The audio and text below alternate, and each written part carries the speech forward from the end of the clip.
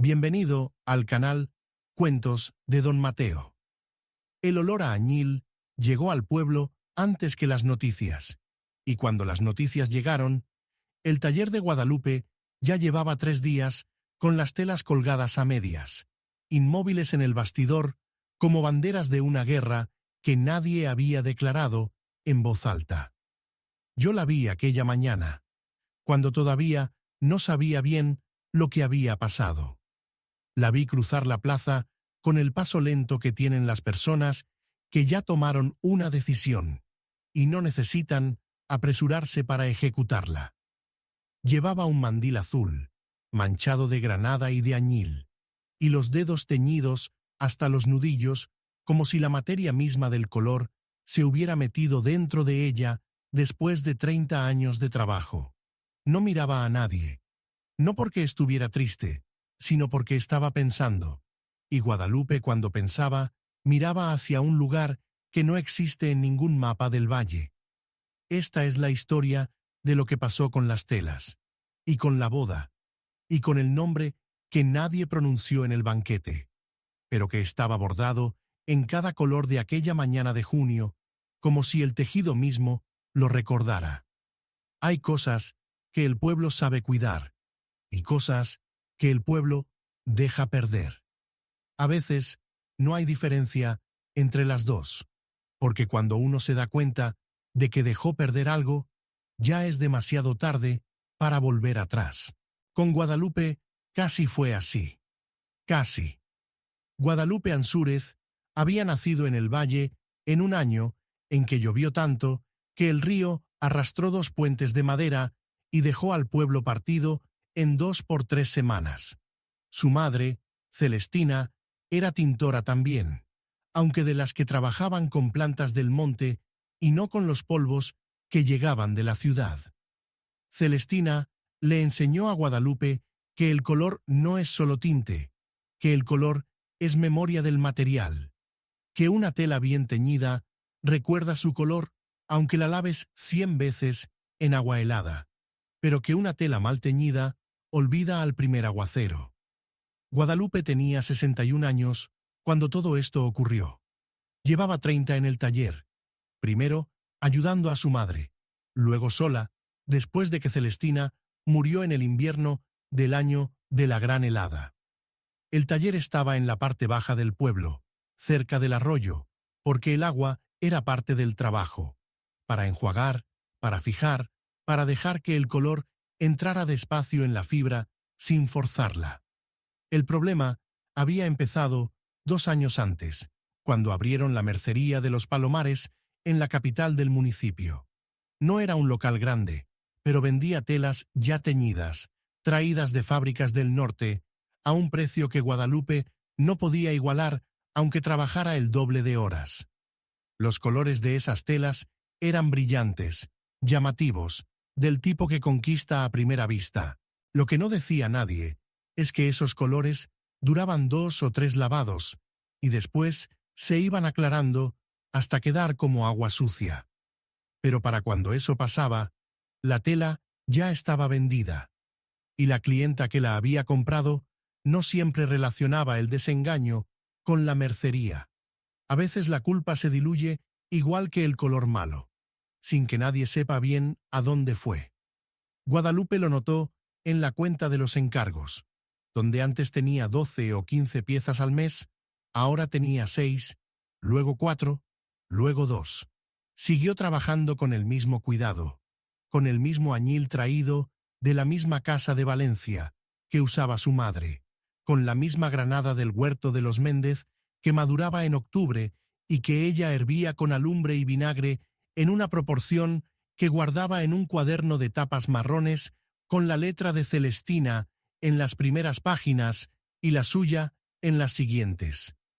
Ese cuaderno lo tenía sobre la mesa del taller. Era lo primero que miraba cuando llegaba por la mañana, aunque no siempre lo abría. A veces bastaba con que estuviera ahí. La hija del alcalde se llamaba Inés Porrúa. Tenía 34 años. Había estudiado en la ciudad y había vuelto para ayudar a su padre con la gestión del municipio, que es como decían, para significar que tomaba decisiones que su padre firmaba sin leerlas del todo. Era una mujer que sabía vestir bien y hablar con amabilidad, y esa amabilidad era exactamente su forma más eficiente de hacer daño, porque nadie podía señalarla sin parecer injusto. La llamó a la alcaldía un martes por la mañana. Guadalupe se limpió los dedos con un trapo, se quitó el mandil azul y lo dobló sobre la silla antes de salir, como si supiera que algo se terminaba y quisiera dejar el taller en orden antes de irse. La oficina de la alcaldía olía a papel nuevo y a desinfectante. Inés Porrúa estaba sentada detrás de un escritorio de madera lacada, con una carpeta delante que no abrió en ningún momento de la conversación. «Siéntese, Guadalupe». Guadalupe se sentó. «El municipio está revisando los contratos con los artesanos locales», dijo Inés, con la misma voz calmada con que podría haber hablado del tiempo. «La situación económica del pueblo ha cambiado y tenemos que ser responsables con los recursos». «Entiendo», dijo Guadalupe. «El taller de tintorería ha recibido en los últimos 2 años subvenciones del ayuntamiento para preservar el oficio». Inés tocó la carpeta sin abrirla. «Hemos evaluado el impacto y creemos que, en este momento, el pueblo puede cubrir sus necesidades textiles con los proveedores de la región a un coste menor». Guadalupe no dijo nada. «No es una cuestión personal», añadió Inés, como si eso fuera algo que necesitara decirse. «Es simplemente que los tiempos cambian, los oficios cambian. Sería injusto pedirle al pueblo que mantenga algo que ya no es necesario». Hubo un silencio. Afuera, en la plaza, alguien estaba barriendo, y el sonido de la escoba sobre los adoquines llegaba limpio y regular, como si el mundo siguiera su trabajo sin saber que adentro se terminaba otra cosa. «¿Desde cuándo?», preguntó Guadalupe. «Fin de mes». Guadalupe se puso de pie. No dijo nada más. Recogió su bolso del respaldo de la silla con un movimiento tranquilo, como el de alguien que termina una visita que ya sabía corta desde el principio, y salió. Yo estaba en la plaza cuando Guadalupe salió de la alcaldía. Había en su cara esa expresión que tienen los animales viejos cuando perciben algo que los jóvenes todavía no pueden oler. No miedo, no sorpresa, sino un reconocimiento tranquilo de que el mundo hizo lo que el mundo siempre termina haciendo. Caminó hacia el taller sin detenerse, y yo me quedé mirándola hasta que dobló la esquina y desapareció entre las casas de piedra. Lo que Inés Porrúa no sabía, o quizás sí sabía y decidió ignorar, es que en aquel momento había 3 telas en el bastidor del taller de Guadalupe que no eran para cualquier encargo. Eran las telas del ajuar de Rosario Medrano. Rosario Medrano era la hija de Fermín Medrano, que tenía la explotación forestal más grande de la comarca, y la nieta de Aurelio Medrano, que había construido con sus propias manos la primera presa de contención del arroyo 40 años antes. La boda de Rosario era el evento más esperado del valle desde hacía 3 años, desde el día en que se comprometió con un joven ingeniero de Extremadura llamado Diego Soriano en una cena en casa de los Medrano que la gente recordaría mucho tiempo después, por el tamaño del jamón que sirvieron y por los fuegos que alguien lanzó desde el tejado sin permiso del alcalde.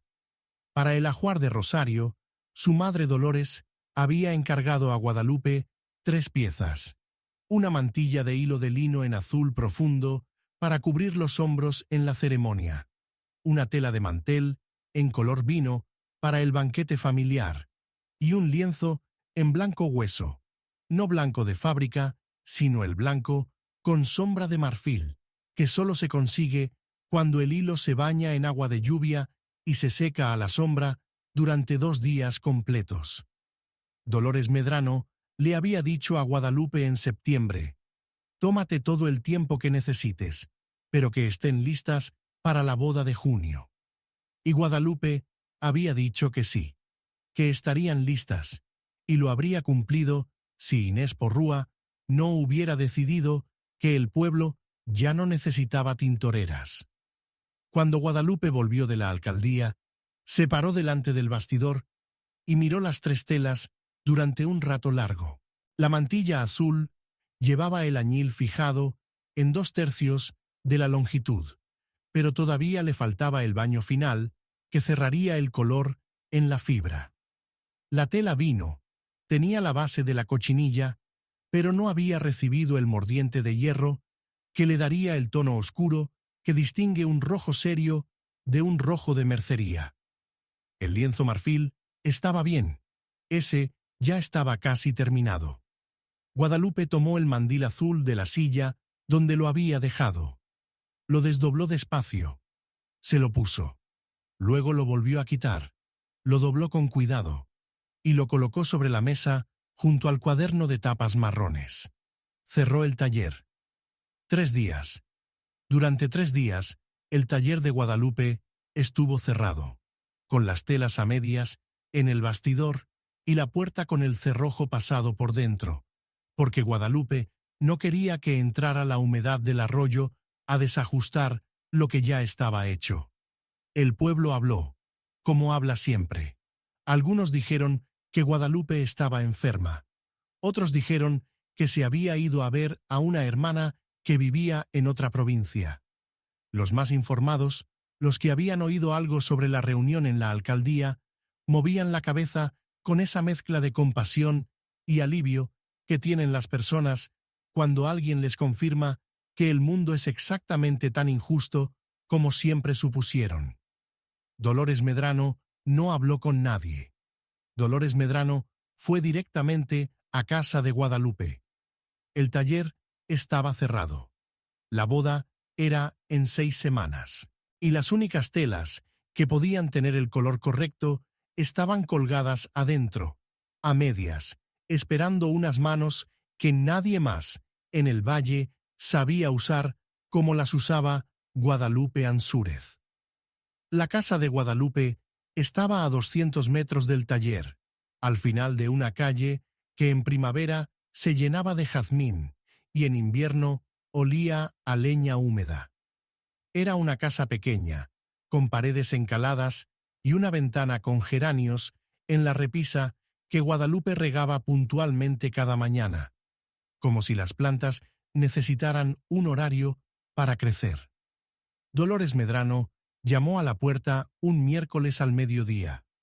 Guadalupe tardó en abrir, no porque no oyera, sino porque estaba terminando de doblar una sábana, y Guadalupe no dejaba las sábanas a medias. Cuando abrió, las 2 mujeres se miraron un momento sin hablar. Se conocían desde hacía más de 20 años. Dolores le había llevado el primer encargo importante cuando Guadalupe acababa de quedarse sola con el taller después de la muerte de Celestina. Una mantilla para la primera comunión de Rosario, que entonces tenía 7 años y no sabía que un día su boda dependería de aquellas mismas manos.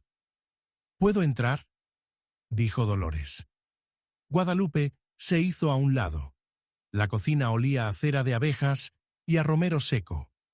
Había una silla de Enea junto a la ventana y sobre la mesa un plato con una manzana cortada en cuartos y el cuaderno de tapas marrones, abierto en una página con medidas escritas en 2 columnas.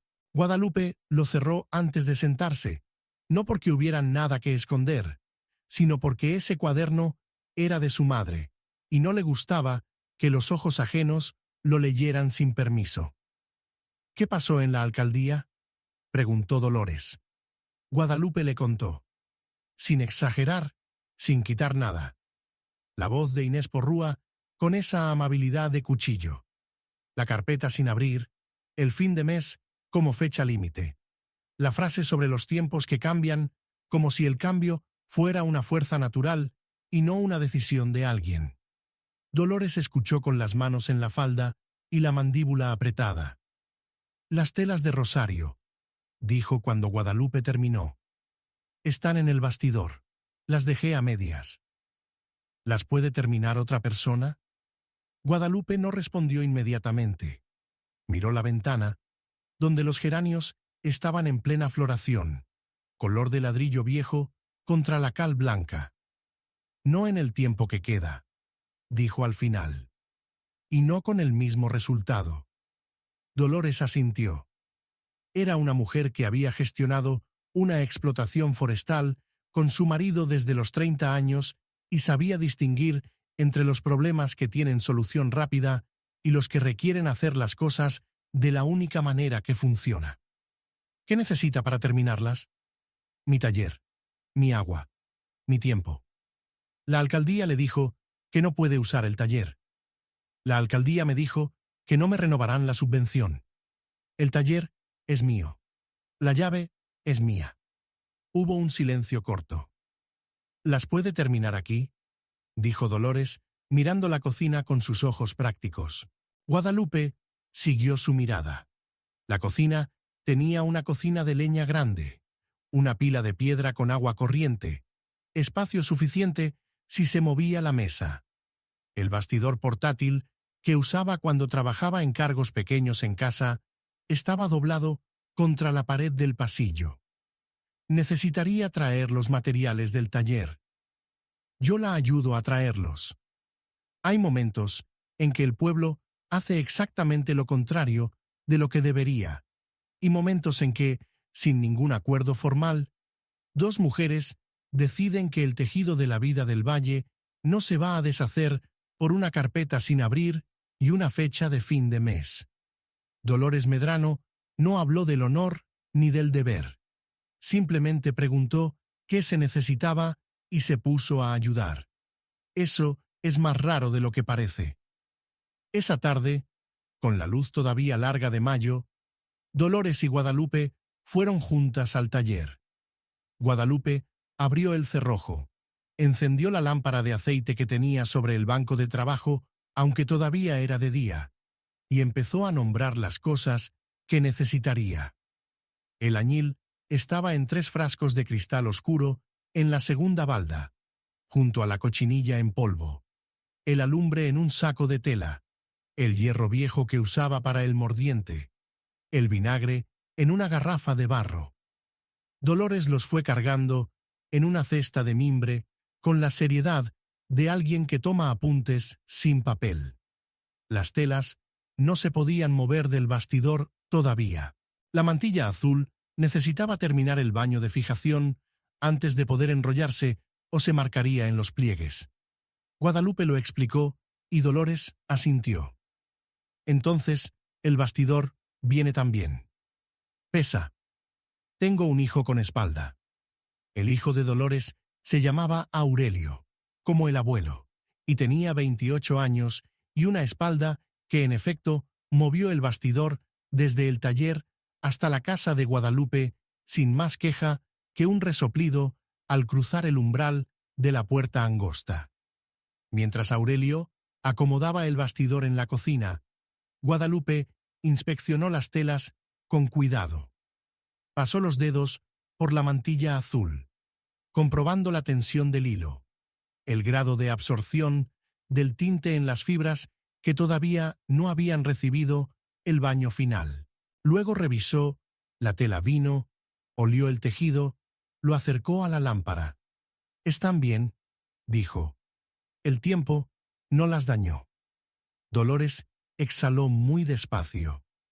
Lo que Dolores no le dijo a Guadalupe esa tarde, porque tampoco lo sabía todavía del todo, es que su marido Fermín, que era hombre de soluciones prácticas cuando se trataba de árboles y maquinaria, pero de impulsividad cierta cuando se trataba del honor de su familia, ya había encargado 2 semanas antes telas de reemplazo a través de la mercería de los Palomares, precisamente porque alguien en el pueblo le había dicho que el taller de Guadalupe iba a cerrar y que era mejor asegurarse. Esas telas habían llegado el lunes de esa semana. Las había abierto Rosario en su cuarto, y Rosario había cerrado la caja con las manos temblorosas y había ido a buscar a su madre con la cara de alguien que acaba de enterarse de que el mundo tiene menos color del que prometía. El azul no era azul. Era el color que alguien decidió que debería llamarse azul, en una fábrica que nunca había visto el añil de verdad. El vino no era vino, sino un rojo anaranjado que desteñía en los dedos con rozar apenas la tela. Y el blanco marfil era simplemente blanco, blanco llano, sin sombra ni calidez, el tipo de blanco que hace que todo lo que está al lado parezca más apagado. Rosario había llorado. No mucho, pero había llorado. Y Dolores, que había tardado 30 años en aprender que su hija lloraba muy pocas veces y que cuando lo hacía era porque algo lo merecía de verdad, había ido a buscar a Guadalupe. El trabajo empezó al día siguiente, con la mañana todavía fría y el arroyo sonando cerca, aunque no se viera desde la cocina. Guadalupe encendió la cocina de leña antes de que saliera el sol. Puso a hervir agua en la olla grande. Añadió el alumbre con medidas precisas que sacó del cuaderno de tapas marrones, que ahora estaba abierto sobre la mesa sin que nadie hubiera pedido permiso. El añil lo preparó aparte, en un recipiente de barro que había traído del taller, siguiendo un procedimiento que tardaba 4 horas y que su madre le había explicado una sola vez, diciéndole que si no lo recordaba con claridad, era que todavía no estaba lista para hacerlo sola. Lo recordaba con claridad. El proceso del añil verdadero no tiene secreto misterioso. Tiene tiempo, temperatura y paciencia. El tinte se fermenta ligeramente en agua tibia con un poco de cal y un agente reductor, que en el caso de Guadalupe era salvado de trigo, que guardaba en un saco en la despensa. Ese baño transforma el pigmento insoluble en una forma soluble que puede entrar en la fibra del tejido. Una vez dentro, al entrar en contacto con el aire, vuelve a oxidarse y queda fijo. Por eso, el añil bien hecho no destiñe, porque no está en la superficie del hilo, sino dentro de él, convertido en parte de su estructura. Las telas de la mercería no habían pasado por nada de eso. Llevaban un tinte industrial de laboratorio que se adhería a la superficie de la fibra como pintura sobre madera sin lija. Duraría hasta el primer lavado en agua caliente. Quizás menos. El problema era el tiempo. El baño final de la mantilla azul requería que la tela estuviera completamente extendida en el bastidor mientras absorbía el tinte de fijación, y luego necesitaba secarse al aire durante un mínimo de 18 horas sin tocarla. La tela vino necesitaba 2 baños separados con un intervalo de 24 horas entre ellos para que el mordiente de hierro se fijara antes de aplicar la cochinilla. La boda era en 3 semanas. Era posible, justo, pero posible. Guadalupe calculó en silencio, mirando el bastidor con la mantilla azul extendida. Luego abrió el cuaderno por la página de las medidas de Rosario, que Dolores le había dado años atrás, y anotó al margen los tiempos de cada baño con una letra pequeña y precisa. La gata Trino, que era de color amarillo pajizo y llevaba viviendo en casa de Guadalupe desde que alguien la dejó en la cesta de la ropa limpia, siendo cachorra, se subió al cuaderno exactamente en ese momento y se sentó sobre los apuntes con la indiferencia completa que tienen los gatos cuando el mundo tiene prisa y ellos no. Guadalupe la apartó con un gesto suave. Trino bajó al suelo, se sentó junto a la pata de la mesa y empezó a lamerse una pata con la misma concentración con que Guadalupe estudiaba la mantilla. El trabajo avanzó durante 4 días sin interrupciones. Guadalupe dormía poco, comía lo justo y pasaba las horas que debían pasar observando las telas, ajustando la temperatura del agua, revisando que el color entrara parejo en toda la superficie del tejido.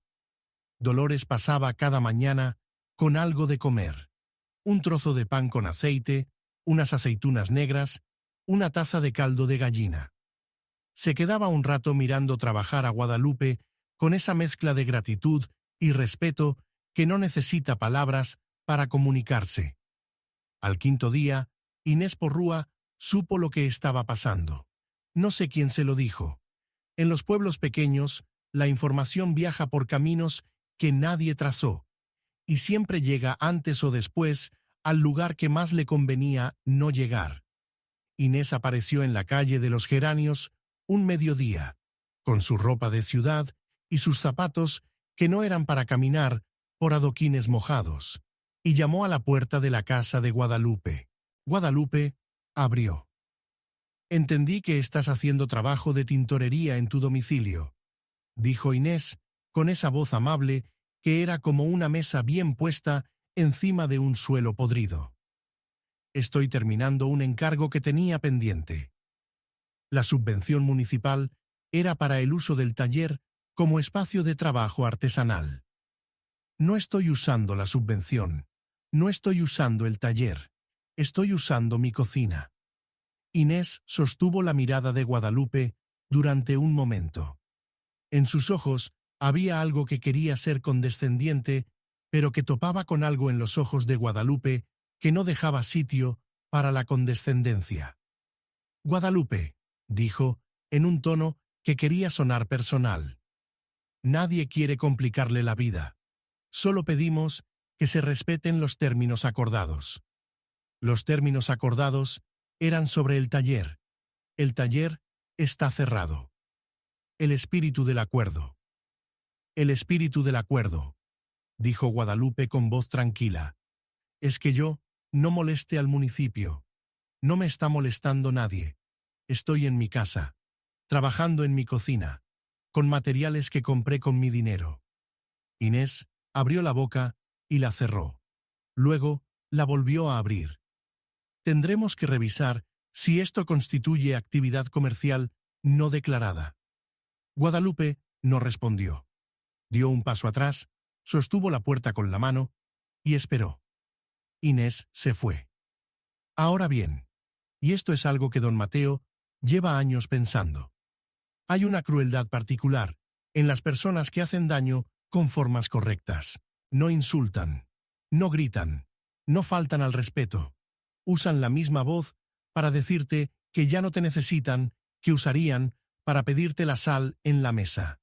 Y eso es más difícil de combatir que la ira abierta, porque no puedes señalarlo sin parecer que exageras. Inés Porrúa no era mala persona en el sentido en que lo son las personas que saben que hacen daño y disfrutan de ello. Era algo quizás peor. Era alguien que nunca se había preguntado si lo que hacía era daño, porque el daño siempre tenía una razón administrativa. ¿Y ustedes, los que me escuchan esta tarde, conocen a alguien así?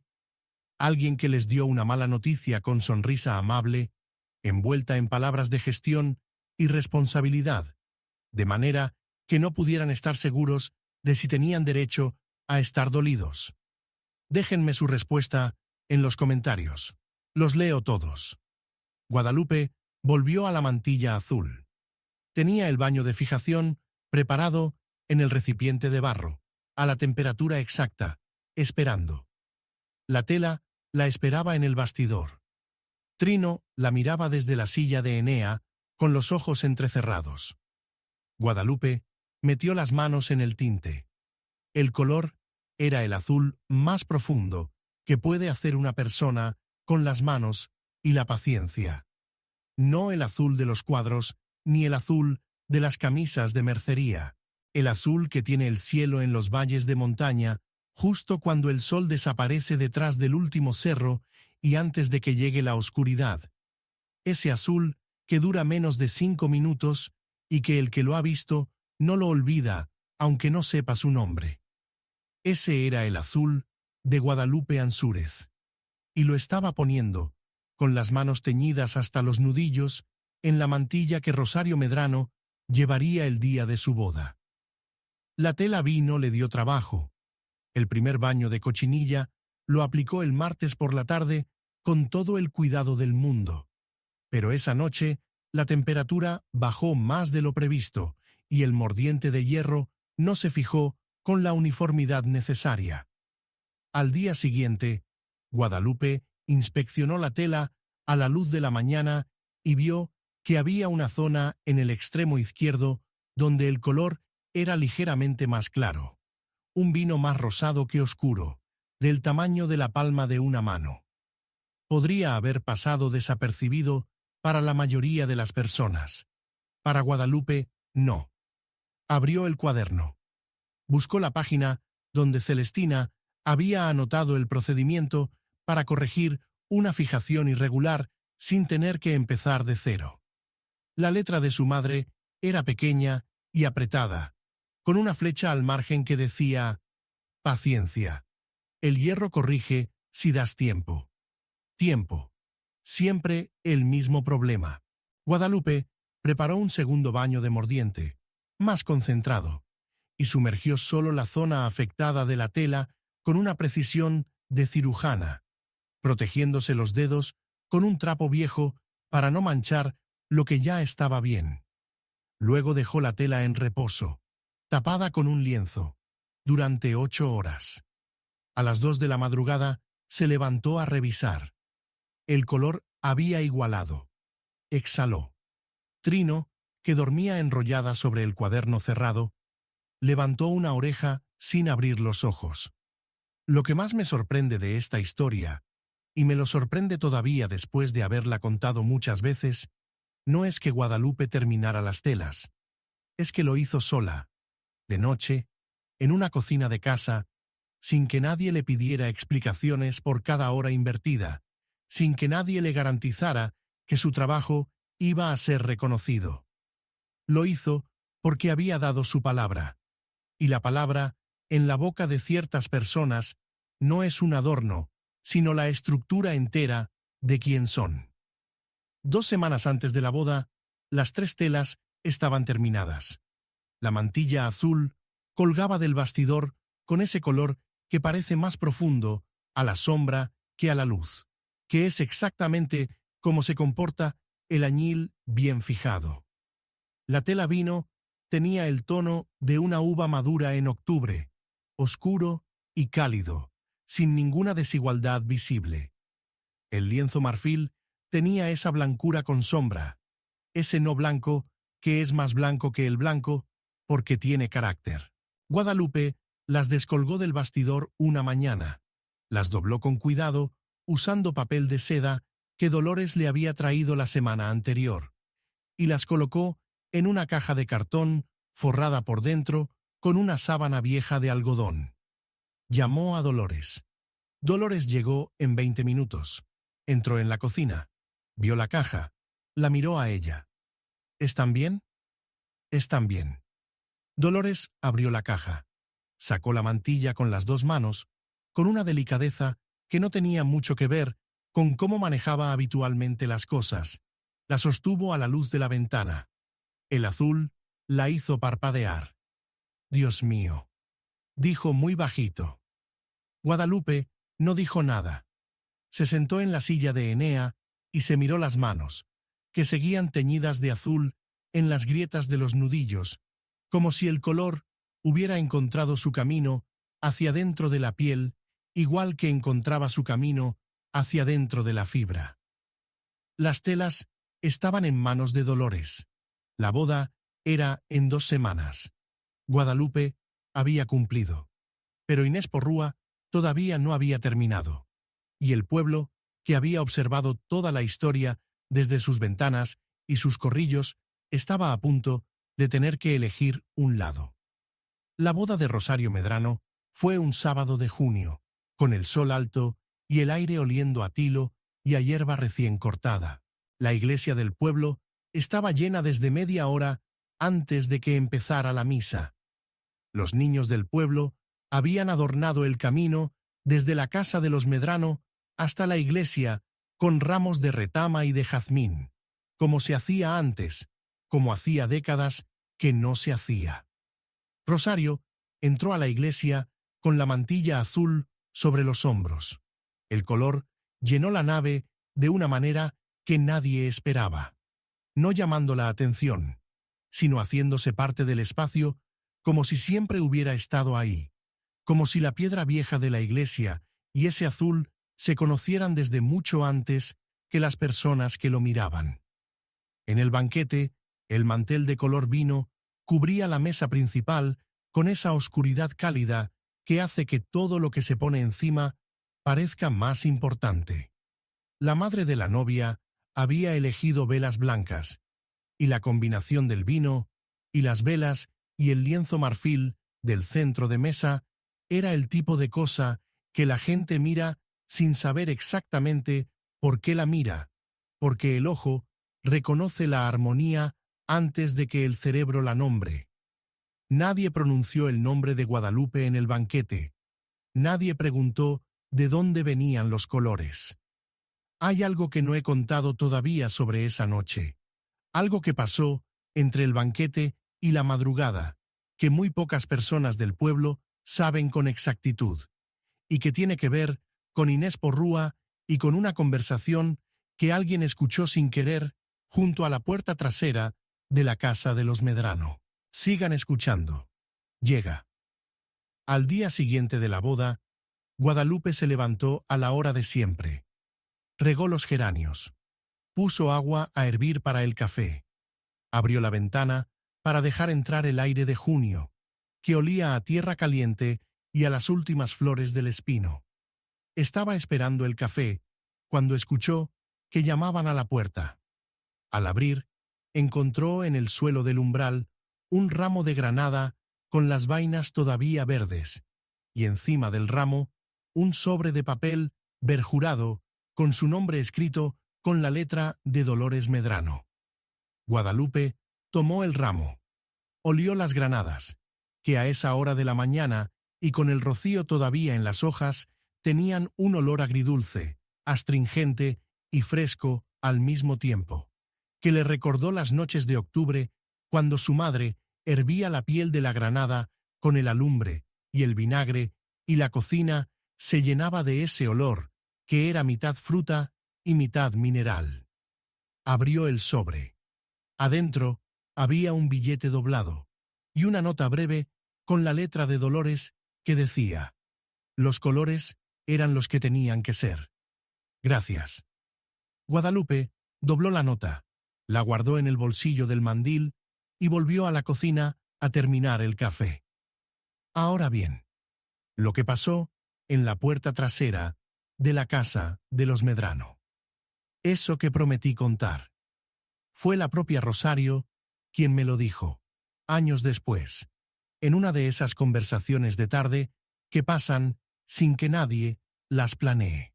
Me dijo que en algún momento del banquete, cuando los mayores ya estaban cansados y los jóvenes empezaban a animar la música, su madre Dolores salió un momento al jardín para tomar el aire, y que Inés Porrúa la siguió.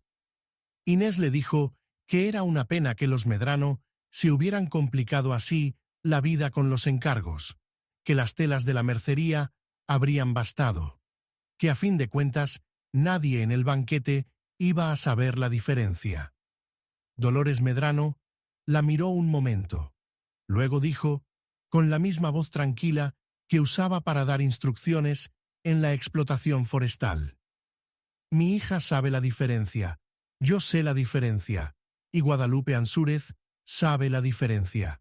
Esos son 3 personas. Con eso me basta. Y volvió al banquete. Hay una cosa en esa respuesta que me ha quedado durante años. No la firmeza, que era de esperar en Dolores. Lo que me quedó es la estructura de la frase: eso son 3 personas. Como si la dignidad no necesitara un público numeroso para tener valor. Como si bastara con que 3 personas supieran la verdad para que la verdad existiera de manera suficiente. Eso lo aprendí de Dolores Medrano en esa historia, y de Guadalupe, sin palabras. El taller de Guadalupe siguió cerrado durante otro mes, no porque no pudiera abrirlo, sino porque ella no tenía prisa. En ese mes sucedieron varias cosas. La primera, Rosario, que había vuelto de su luna de miel con el ingeniero extremeño, fue a ver a Guadalupe con una cesta de manzanas del huerto de los Medrano, y le dijo que quería encargarle las cortinas para la casa nueva que estaban acondicionando al otro lado del valle. Telas de lino, en verde musgo y en un amarillo de cúrcuma que Guadalupe había hecho pocas veces, pero que sabía hacer. La segunda, Fermín Medrano, que nunca había hablado directamente con Guadalupe, porque era un hombre que gestionaba el mundo a través de personas interpuestas, fue al ayuntamiento y tuvo una conversación con el alcalde, no con Inés, con el alcalde, sobre el valor del patrimonio artesanal del valle y sobre la inconveniencia de que el municipio perdiese su única tintora de añil natural, justo cuando los turistas rurales empezaban a interesarse por ese tipo de cosas. La conversación duró 40 minutos. Yo no estuve, pero el alcalde tenía el gesto de alguien que ha escuchado argumentos que no tenía previstos cuando se reprograma la subvención en el siguiente pleno. La tercera, Trino, la gata de Guadalupe, tuvo 4 crías en el cajón de los trapos del taller el día que Guadalupe lo volvió a abrir. 3 amarillas como ella y una completamente negra que nadie supo explicar. Guadalupe las llamó Añil, Granada, Alumbre, y a la negra la llamó Inés. No con mala intención, sino con esa ironía tranquila que tiene la gente que ha ganado algo sin pelearlo, y puede permitirse el lujo de reírse sin amargura. El taller reabrió un lunes de julio con la puerta abierta de par en par y el olor a añil saliendo por la ventana hacia la calle, mezclándose con el calor seco del verano y con el polvo de los adoquines. A las 10 de la mañana había 3 vecinas esperando con encargos. A las 11 llegó una mujer de un pueblo de más arriba que había oído hablar de las telas de Guadalupe a través de alguien que había estado en la boda de Rosario y había preguntado de dónde venían los colores de la mantilla. A mediodía, cuando Guadalupe estaba anotando los encargos en el cuaderno de tapas marrones, en las páginas que ya eran solo suyas, Trino entró al taller con una de las crías en la boca, la negra llamada Inés, y la dejó en el centro de la sala con toda la solemnidad de quien hace una ofrenda. Guadalupe la miró. La cría la miró de vuelta, con sus ojos todavía azulados de recién nacida. «Bienvenida», dijo Guadalupe, y siguió escribiendo. El verano de ese año fue el más caluroso que recordaban los viejos del pueblo desde hacía 2 décadas. El arroyo bajó tanto que en agosto quedó un hilo de agua entre las piedras, y los sapos que vivían en la orilla se fueron a buscar humedad hacia el lado de los castaños. Pero el taller de Guadalupe siguió abierto, con el agua que traía en cántaros desde la fuente del Camino Alto cuando el arroyo no daba suficiente, adaptándose como siempre había adaptado el trabajo a lo que el mundo le daba. Inés Porrúa dejó el municipio ese otoño para incorporarse a un trabajo en la administración regional. El pueblo habló de eso también, con la misma mezcla de opiniones encontradas que suele acompañar a las personas que se van antes de que las cosas terminen de aclararse. Algunos dijeron que era un ascenso. Otros dijeron que era una salida. Don Mateo no tiene opinión sobre eso, porque lo que le importa de la historia no es a dónde fue Inés, sino a dónde se quedó Guadalupe.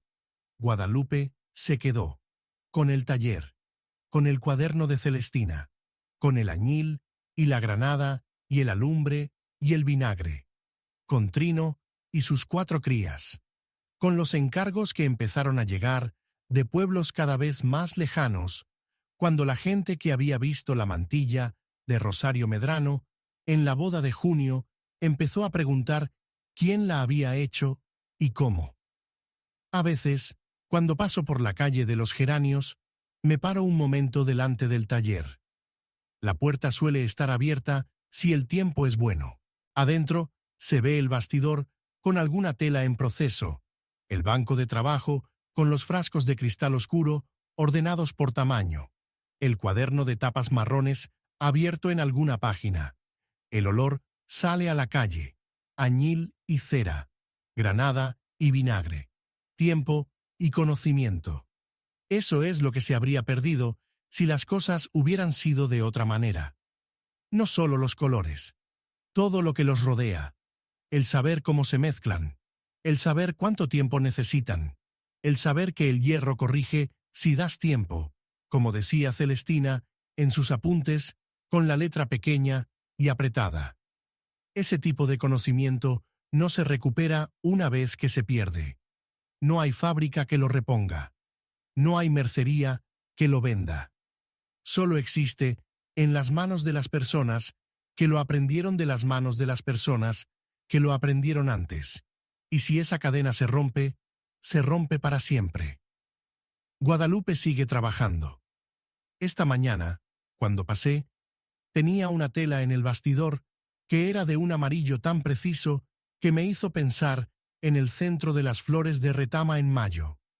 No el amarillo brillante de los cuadros, sino el amarillo que tiene algo de verde adentro. El amarillo vivo, que es también el color de la luz, cuando cae entre los robles al final de la tarde. No le pregunté para quién era. No hace falta. Hay cosas que se ven y se entienden sin necesidad de que nadie las explique. A veces la vida nos empuja fuera del lugar donde creíamos pertenecer. Una carpeta sin abrir, sobre un escritorio lacado, puede cambiar el curso de lo que alguien construyó durante 30 años. Pero hay saberes que la ciudad no sabe imitar y que el pueblo solo recuerda cuando los pierde. Y a veces, justo a tiempo, alguien va a buscar a quien los tiene. Guadalupe Ansúrez nos recuerda que hay una forma de dignidad que no necesita gritar para ser escuchada, que hay colores que no destiñen en el río, ni en el invierno, ni en la ingratitud de los que no saben lo que tienen hasta que lo ven puesto en el hombro de una novia un sábado de junio, con la luz alta y el aire oliendo a tilo. Que hay manos que saben cosas que las palabras no alcanzan a decir, y que esas manos, mientras tengan trabajo y tiempo y la receta de Celestina escrita en un cuaderno de tapas marrones, van a seguir haciendo su labor silenciosa, encargo por encargo, tela por tela, color por color. Gracias por acompañar esta historia hasta el final. Si tocó tu corazón, déjame tu comentario. Los leeré todos con mucho cariño. No olvides suscribirte al canal para seguir compartiendo más relatos llenos de emoción, esperanza y vida. Y antes de irte, te pregunto, ¿alguna vez conociste a alguien cuyo trabajo era invisible para todos hasta que desapareció? Y entonces, de repente, se notó su falta en cada rincón.